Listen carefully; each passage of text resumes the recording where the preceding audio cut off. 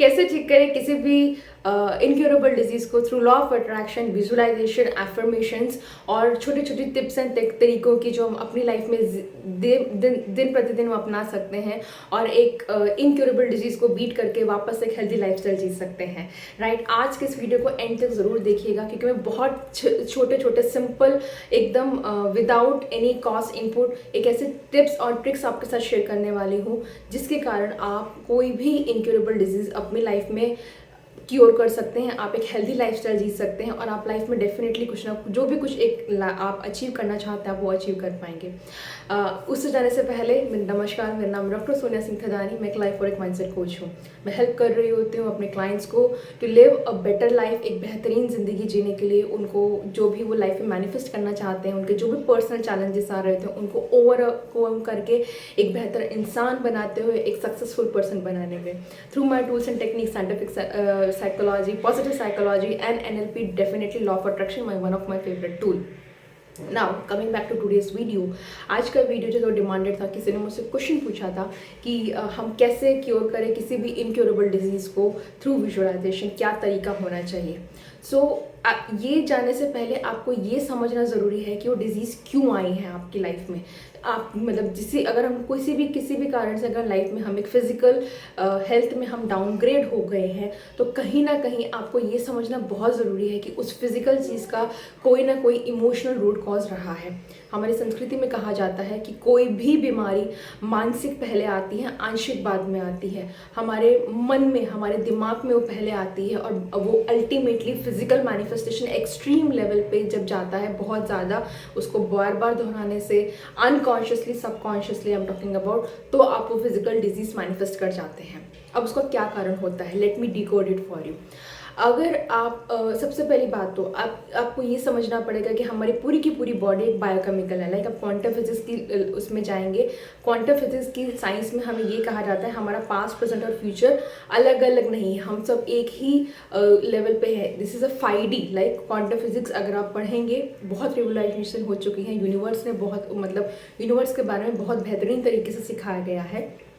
और वहाँ पे ऐसा बोला जाता है कि हमारा पास्ट, प्रेजेंट और फ्यूचर जो है हम एक ही लेवल पे जी रहे होते हैं। अब प्रॉब्लम क्या होती है, हम लोग की जो कंडीशनिंग हुई है, हमारे जो थॉट प्रोसेसेस हुए हैं, हम लोग की जो सोसाइटी में हमने सुना है या हमने जो देखा है, हमने जो पढ़ा है, जो सोशल मीडिया ने क्रिएट किया है, जो हम लोग को जो भी जेनेटिकली पास ऑन किया गया है, राइट, कहीं ना कहीं वो हमारे एक लिमिटिंग बिलीव्स हैं, हमारे एक थॉट प्रोसेस है और कहीं ना कहीं हमारे दिमाग में वो चीज़ बैठ गई है। और यही कारण होता है लाइफ में हम जो भी कुछ कर रहे हैं, नहीं कर रहे हैं, हम वहाँ पे रह जाते हैं। Same is the case with the diseases also. अब आप मुझसे पूछ सकते हैं कि हमने तो नहीं सोचा था कि हमें ऐसी डेडलीस्ट डिजीज़ हो जाए सोनिया, तो ये डिजीज़ मुझे क्यों हो गई है। नंबर वन थिंग, वो डिजीज़ जो आपको हुई है वो फिजिकल मैनिफेस्टेशन है, उसका इमोशनल रूट कॉज आपको ज़रूर जानना ज़रूरी है। अब वो इमोशनल रूट कॉज क्या होता है, वो इमोशनल रूट कॉज आपका कहीं ना कहीं एक थॉट प्रोसेस है, आपके सबकॉन्शियस माइंड में एक आपकी पास्ट में ऐसा कुछ घटित हो चुका है जिसके कारण आपकी बॉडी बहुत स्ट्रेस में आई है, राइट। अब मैं इसको ट्रॉमा, अब हम लोग की लैंग्वेज में इसको ट्रॉमा बोलेगा। ट्रॉमा मतलब मैं एक्सट्रीम ट्रॉमास की बात नहीं कर रही हूँ। ट्रॉमा कुड भी एक सडन एक्सपीरियंस जो आपकी बॉडी ने कभी भी एक्सपीरियंस पहली बार एक्सपीरियंस किया हो, वो उसके लिए बहुत डेडलीस्ट रहा हो। इमीडिएटली आपके माइंड ने वो एक फ़ोटो खींच ली है, एक सर्वाइवल मोड में उसको एक हमेशा डाल दिया है कि जब भी ये चीज़ लाइफ में आएगी तो आपको ऐसे ही बिहेव करना है, क्योंकि आपकी बॉडी ने, आपके माइंड ने एक मेमोरी बना ली है उसके। और जब भी वो चीज़ नेक्स्ट टाइम आ रही होती है तो उस वक्त क्या होता है, उस वक्त आपका ब्रेन जो होता है वो तुरंत ही एक वही मेमोरी फ्लैशबैक कर देगा और आपको बोलेगा आपको इस हिसाब से काम करना है। अब ये डिजीज़ में कैसे काम कर रहा होता है, एग्जाम्पल अगर मैं आपको दूँ तो आप चिंतित हैं अपने फ्यूचर को लेके, या पास्ट में किसी ने कुछ आपसे कह दिया, या फाइनेंशियल कुछ इश्यूज रहे हैं, या आपको सक्सेस नहीं मिल रही है, या आपको जो भी कुछ हो रहा है, कंटिन्यूसली जो कंडीशनिंग है, जो एक मापदंड बना के रखा है एक परफेक्ट का आपने अपने हिसाब से, जो कि आपके लिए वो आया है ऑलरेडी सोसाइटी से, राइट। तो जब वो चीज़ अचीव नहीं कर पा रहे हैं तो उस चीज़ से रिलेटेड तब क्या हो रहा है, आपकी बायोलॉजिकल फील्ड में क्या चल रहा है, आपकी बॉडी के फील्ड में क्या चल रहा है, राइट। जब भी आप कोई भी छोटी से छोटी चीज़ का फेलियर आप एक्सपेक्ट करेंगे, मतलब एक्सपीरियंस करेंगे। एग्जाम्पल तो बचपन में चाइल्डहुड ट्रॉमा की अगर बात करूँ, इनर चाइल्ड की बात करूँ, तो बचपन में हो सकता है कि आपके मार्क्स अच्छे ना आए हो, जिसके कारण आपको बहुत डांट पड़ी हो, या आपको पब्लिकली घर वालों ने डांट दिया हो, फटकार दिया हो, सबके सामने कुछ दुत्कार दिया हो। अब वो चाइल्डहुड का वो एक्सपीरियंस, राइट, कि मार्क्स कम आना, मतलब वो मार्क्स जो है आपके लिए वो एक अचीवमेंट का वो था। अगर वो मार्क्स कम आए हैं, उसके कारण से आपकी बॉडी ने एक स्ट्रेस रिस्पॉन्स उस वक्त रिस्पॉन्स एक फील किया है जो इमोशनली प्रोसेस नहीं हुआ है, वो इमोशन प्रोसेस नहीं हुआ, और वो कहीं ना कहीं डीप डाउन आपके माइंड में जाके सबकॉन्शियसली वो चीज़ दब गई है, राइट। अब क्या हुआ लाइफ में, अगर आपको सक्सेस बार बार नहीं मिल रही है या आपको बहुत स्ट्रगल करना पड़ रहा है सक्सेस के लिए, तो एवरी सिंगल टाइम आप फेलियर देखेंगे अपनी लाइफ में, आपकी बॉडी वही इमोशनल रिस्पॉन्स थ्रो करेगी। और उस इमोशनल रिस्पॉन्स को बायोलॉजिकली समझाना जाऊंगी तो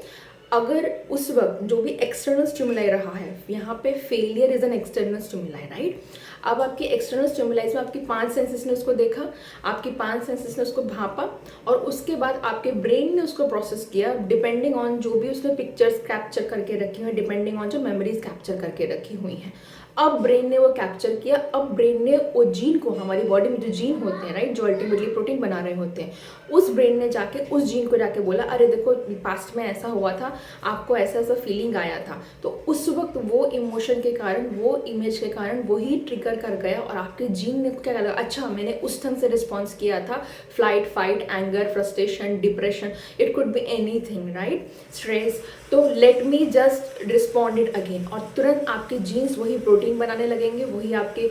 स्ट्रेस हार्मोन्स बनाने लगेंगे, वही आपकी चीज़ें बॉडी में बनने लगेंगी। तो बायोकेमिकली आपके जीन्स जो हो गए हैं अल्टीमेटली वही पास्ट की चीज़ें आपकी बॉडी में सिक्रीट करने लगेंगे, और जैसे ही वो सिक्रीट करने लगेंगे आपकी बॉडी एक पर्टिकुलर तरीके से रिस्पॉन्ड करने लगती है।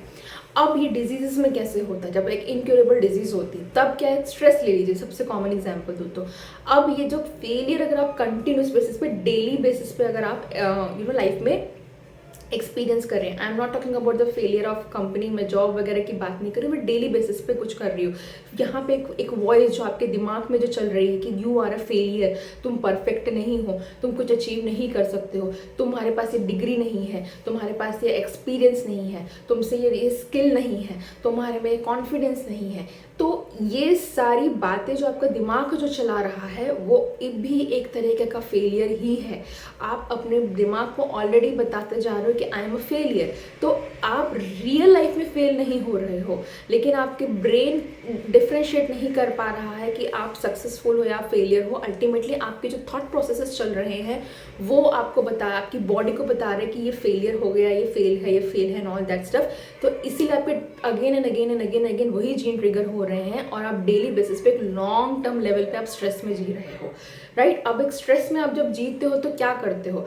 जब हमारी बॉडी स्ट्रेस में होती है, बॉडी को बहुत एनर्जी लगती है उसको एक नॉर्मल फंक्शनिंग के लिए, बहुत सारी एनर्जी यहाँ पे, मतलब बहुत सारा हम जो भी खाते हैं whatever thing, it take lot of energy to come back, जो फ्यूल उसको चाहिए टू कम बैक और टू उससे फाइट करने के लिए। अब क्या होता है यहाँ पे, अगर आप लॉन्ग टर्म स्ट्रेस में जी रहे हो, अगर लॉन्ग टर्म आप एक फेलियर के उसमें जी रहे हो, तो अल्टीमेटली आपकी पूरा का पूरा बॉडी सिस्टम, आपका जो जेनेटिक है, आपका जो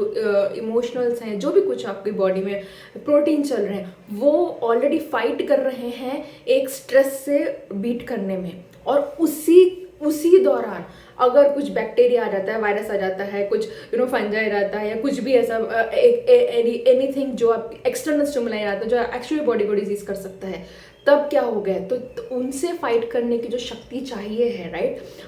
उनसे जो लड़ने की ताकत चाहिए है सेल को, वो उसके पास नहीं रहती है, और आपका इम्यून सिस्टम कम हो जाता है, आपका इम्यून सिस्टम डाउनग्रेड हो जाता है, और इसी कारण से आप लाइफ में एक वो डिजीज़ जो होते हैं, मतलब यही शुरुआत होती है छोटी छोटी डिजीज से, जहाँ पर हम बोलते हैं अरे इसकी इम्यूनिटी बहुत वीक है, इसकी इम्यूनिटी बहुत वीक है। किसी भी पर्सन को आप उठा के देख लीजिए, अपने इर्द गिर्द जांच लीजिएगा, जिनकी इम्यूनिटी बहुत कम होगी ना, वो लोग बहुत ओवर थिंकिंग करते होंगे, या उनके दिमाग में बहुत कुछ ऐसा कंडीशन हुआ होगा कि उनको लगेगा हम ऐसा कर लेंगे तो हम बीमार पड़ जाएंगे, right.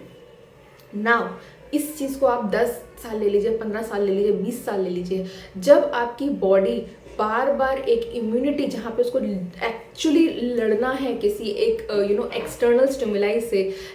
On that matter internal stimulise की ही मैं आऊँगी इस वीडियो के ऊपर। तो अगर एक्सटर्नल स्टिमुलाइज से करना है तो बॉडी के पास वो फ्यूल नहीं रहता है, बॉडी के पास वो एनर्जी नहीं रहती है, और अगर आपका इम्यूनिटी बार बार कॉम्प्रोमाइज होती है ओवर अ लॉन्ग टर्म, तो आप अपनी बॉडी सेल्स को वीक बना देते हो, और ओवर जाके देखेंगे 5 साल 10 साल 15 साल तो एक ऐसी डिजीज में आप मैनिफेस्ट कर जाते हैं कहीं ना कहीं पे, जो क्योर नहीं हो पाती है। This is the genetic level. Okay, genetic level biochemical का ये रीजन होता है, इसलिए बोलते हैं स्ट्रेस मैनेजमेंट बहुत इंपॉर्टेंट चीज़ है। Now coming to the second thing, emotional cause की अगर मैं बात करूँ तो राइट, इमोशंस को मैं ऑलरेडी समझा चुकी हूँ क्या ट्रिगर करते हैं। अब इमोशंस आप बोलेंगे कि नहीं, बहुत जैसे डायबिटीज़ हो गया, ओके डायबिटीज़ हो गया, या कैंसर्स की मैं करने की बात कर लूँ, या पीठ के दर्द की बात कर लूँ, तो ये सारी की सारी डिजीजेस भी जो हैं आपके इमोशन से ही आ रही थी। अगर जितना मैंने पढ़ाई किया है उसमें लोग ये बोल रहे होते हैं, मैंने जो भी पढ़ा है उनमें मेरे मेंटर्स ये बोल रहे होते हैं कि अगर इंसान अपनी आपको बहुत दबा के रखता है राइट, उसको ऐसा लगता है कि यार मैं ना बोलूँ तो ही अच्छा है, मेरी बात तो कौन ही सुनेगा, पीस बनाने के लिए लेट मी जस्ट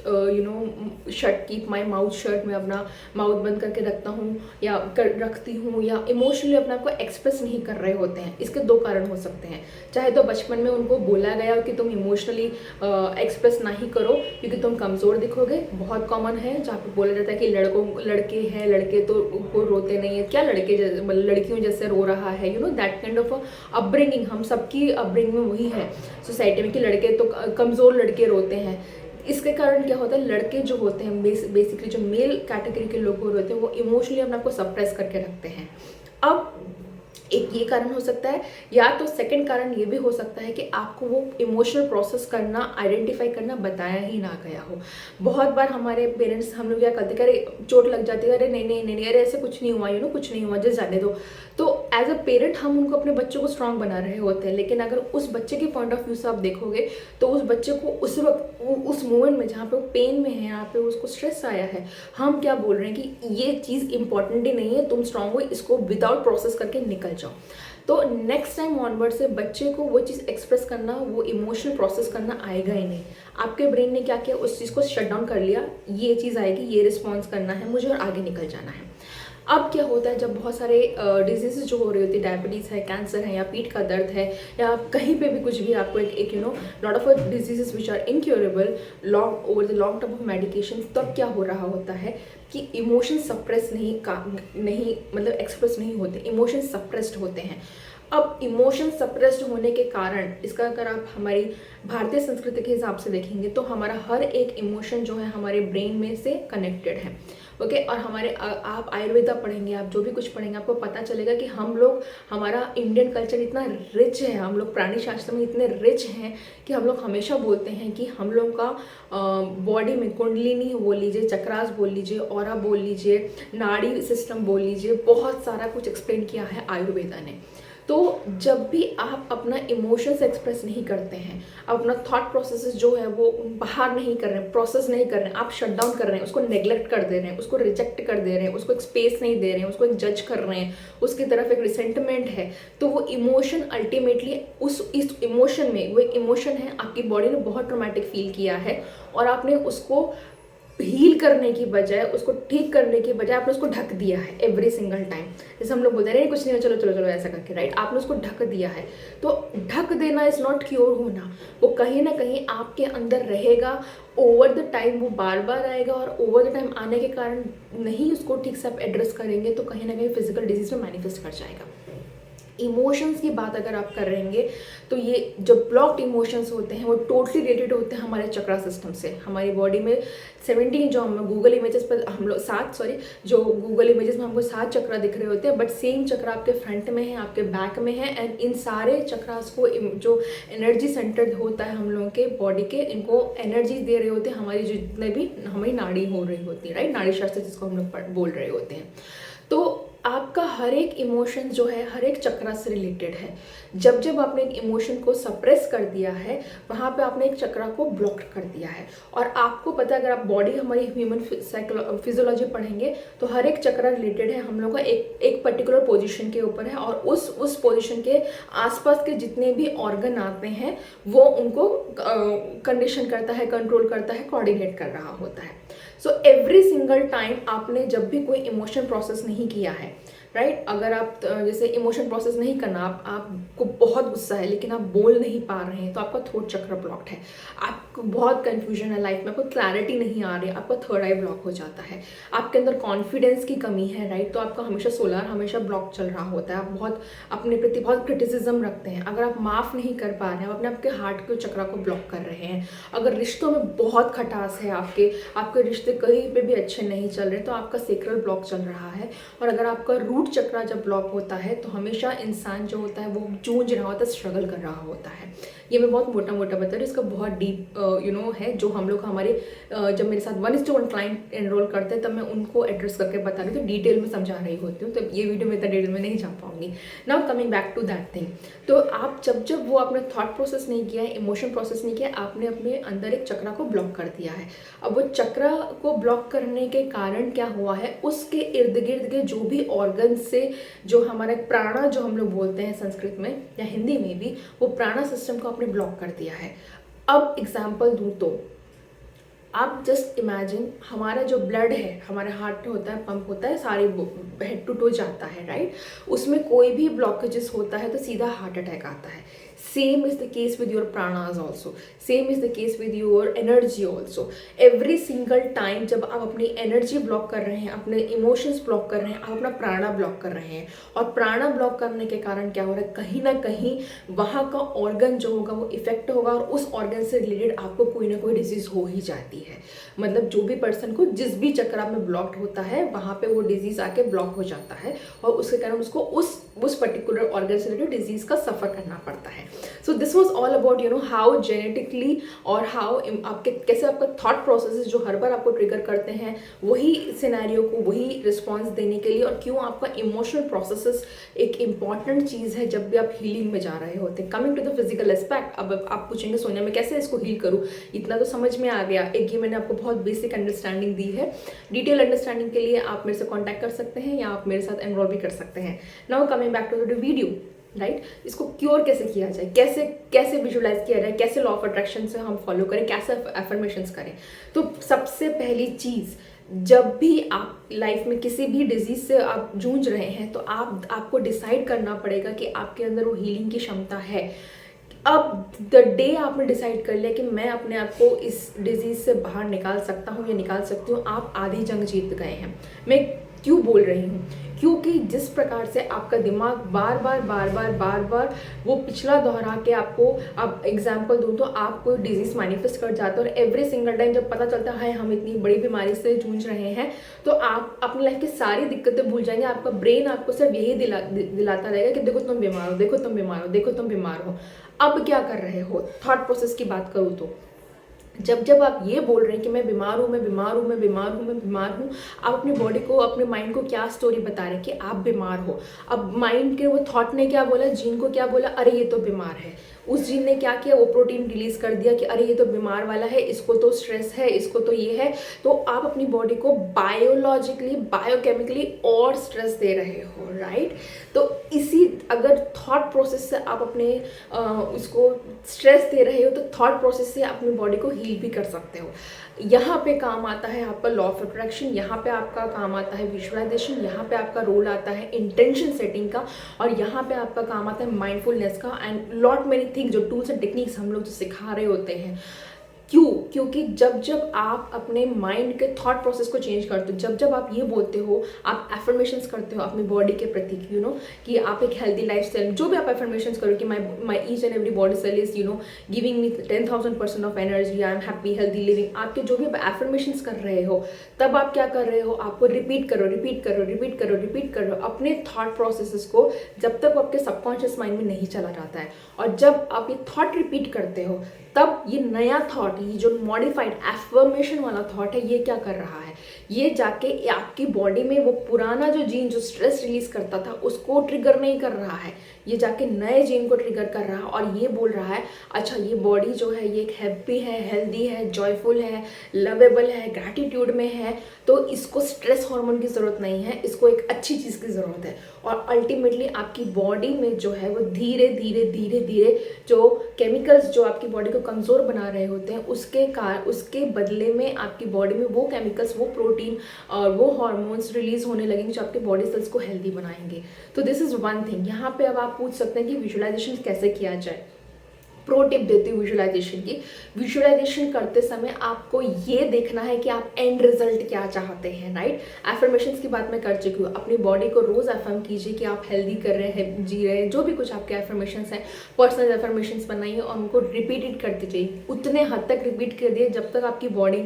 आपका माइंड वो रिप्लेस ना कर दे कि आप बीमार हैं, राइट। क्योंकि जब आप वो एफर्मेशंस दोहरा रहे हैं, अपनी बॉडी को ट्रेन कर रहे हैं कि आप हेल्दी लाइफस्टाइल जी सकते हैं। सेकेंड टाइप आता है विजुअलाइजेशन में। जब आप विजुअलाइजेशन कर रहे हैं तो एंड रिजल्ट देखिए कि एंड रिजल्ट में अब आप आपके हील होने के बाद आप क्या कर रहे हैं। और ये विजुअलाइजेशन में सिर्फ एंड रिजल्ट मत देखिए, अपने आप को स्टेप्स लेते हुए भी देखिए। Because I am not at all talking about something कि wishing, I am talking about actively participation. जब आप विजुअलाइजेशन करने बैठ रहे हैं अपने आप को हेल्थ के रिलेटेड में, तो ये देखिए कि आप क्या क्या एक्टिव स्टेप्स ले रहे हैं। एक्टिव स्टेप्स आप सिंपल, आप घास पे चल रहे हैं, आप